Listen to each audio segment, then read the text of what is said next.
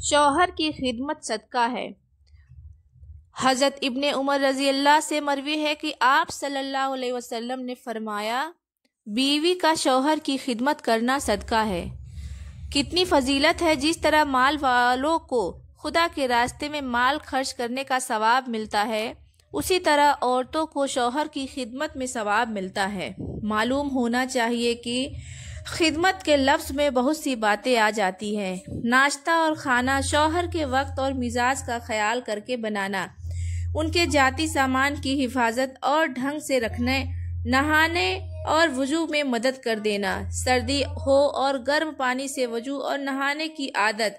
اور ضرورت ہو تو ان کے بنا کہے انتظام کرنا اور پہلے سے تیار رکھنا، ضرورت کے حساب سے کپڑے دھو دینا، پھٹے ہوئے ہو تو سل دینا، ضرورت کے حساب سے سر اور پیر دبا دینا، بیمار ہو تو ان کی دوا اور پرہیز کے کھانے کا اہتمام کرنا،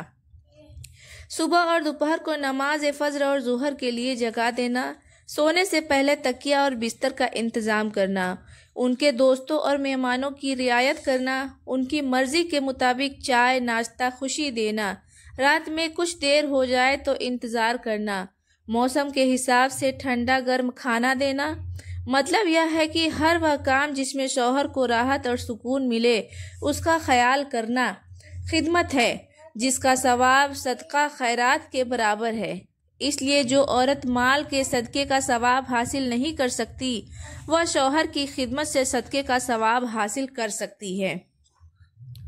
شوہر کی ہر حال میں فرما برداری۔ حضرت عائشہ رضی اللہ عنہا سے مروی ہے کہ آپ صلی اللہ علیہ وسلم نے فرمایا، اگر آدمی اپنی بیوی کو حکم دے کہ وہ احمر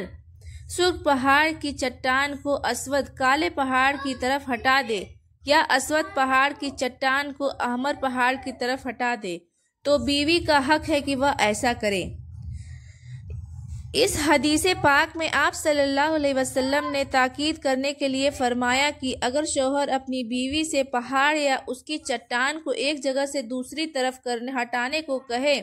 تو باوجود یہ کہ یہ ایک بیکار کام اور بہت مشکل ترین کام ہے، لیکن اس کے بیوی کا ہونے کا تقاضا ہے کہ وہ کام کو شروع کر دے، انکار نہ کرے، چاہے وہ ہو یا نہ ہو، چاہے مشکل ہو یا آسان، چاہے اس میں فائدہ ہو یا نہ ہو۔ ملا علی قاری نے بیان کیا کہ اگر شوہر کسی بہت مشکل محنت والے کام یا بیکار کام کا حکم دے، تب بھی اسے انکار کرنے کا